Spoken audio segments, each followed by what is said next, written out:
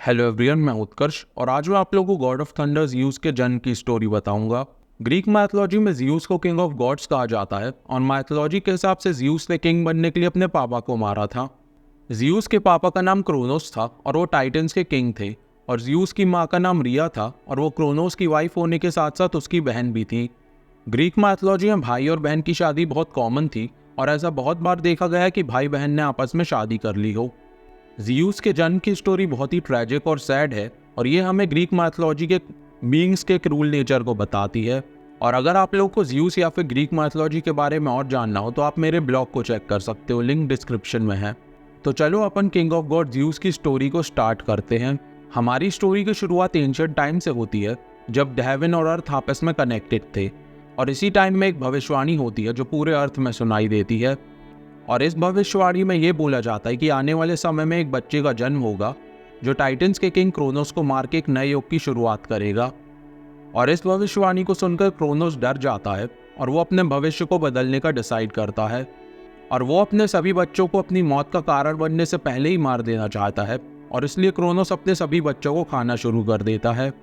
और क्रोनोस के इस बिहेवियर को देख के क्रोनोस की वाइफ रिया, जो उसकी बहन भी थी, वो दुखी हो जाती है और उसे अपने बच्चों की मौत का बहुत दुख होता है, पर वो क्रोनोस के सामने बेसहारा रहती है।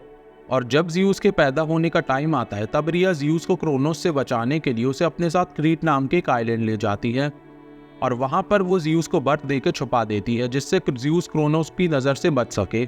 और जैसे ही ज़्यूस क्रीट में पैदा होते हैं तभी रिया को समझ आ जाता है कि ज़्यूस क्रीट में भी सेफ नहीं है, और एक न एक दिन क्रोनोस ज़्यूस को ढूंढकर खा लेगा, और इसलिए रिया क्रोनोस को बेवकूफ़ बनाने का एक प्लान बनाती है और वो क्रोनोस के ऊपर अपने इल्यूजन की पावर का इस्तेमाल करती है, और फिर वो क्रोनोस को ज़्यूस की जगह एक पत्थर दे देती है। और क्योंकि क्रोनोस रिया के इल्यूजन में था, इसलिए वो पत्थर को ज़्यूस समझकर खा लेता है और निश्चिंत हो जाता है और ये मान लेता है कि उसने अपनी मौत को धोखा दे दिया है। और इसी टाइम क्रीट में ज़्यूस धीरे धीरे बड़े हो रहे थे और वो अपनी पावर्स को निम्स की हेल्प से समझ रहे थे और एक पावरफुल गॉड बनने की तरफ बढ़ते जा रहे थे।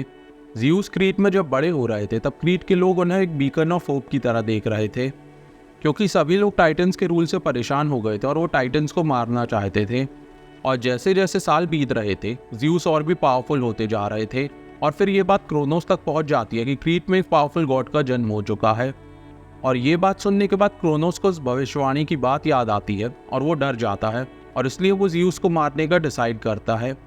और फिर एक पापा और बेटे के बीच होने वाली लड़ाई की तैयारी पूरा कॉस्मोस करने लगा, क्योंकि इन दोनों के बीच की लड़ाई आने वाले फ्यूचर को बदल देगी। ज़्यूस जो अब गॉड ऑफ लाइटनिंग बन चुके थे, उन्होंने अपने पापा क्रोनोस को मारने का डिसाइड कर लिया था, और वो पावरफुल गॉड्स को अपने साथ जोड़ने लगे थे जो टाइटन के रूल से परेशान हो चुके थे। और ऐसे ही उन्होंने अपने पापा क्रोनोस को ट्रैक करके अपने भाई बहन को उनके पेट से निकलवा लिया और उन सभी भाई बहनों को क्रोनोस के खिलाफ लड़ने के लिए मोटिवेट किया। ये सब होने के बाद टाइटन्स और गॉड्स के बीच की लड़ाई का दिन आ ही गया, और लड़ाई की शुरुआत से ही सभी लोगों का फोकस ज़्यूस और क्रोनोस पे था, क्योंकि इन दोनों में से जो भी जीतेगा वो आने वाले फ्यूचर को डिसाइड करेगा। और फिर ज़्यूस और क्रोनोस ने लड़ना चालू किया, और दोनों की लड़ाई इतनी भयंकर थी कि उनकी लड़ाई के कारण पूरी दुनिया कांपने लगी थी। और जैसे ही इस लड़ाई में ज़्यूस को मौका मिलता है तो वो क्रोनोस के ऊपर एक डेडली अटैक कर देते हैं, जिसके कारण क्रोनोस घायल हो जाता है। और फिर ज़्यूस क्रोनोस को घायल करने के बाद उसे टार्टरस की गहराई में तड़पने के लिए फेंक देते हैं।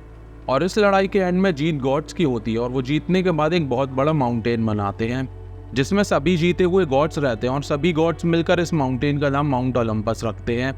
और ज़्यूस की जीत के बाद टाइटन्स के रूल का एरा खत्म हो जाता है और गॉड्स के रूल का एरा शुरू हो जाता है। अगर वीडियो अच्छा लगा हो तो चैनल को सब्सक्राइब करें।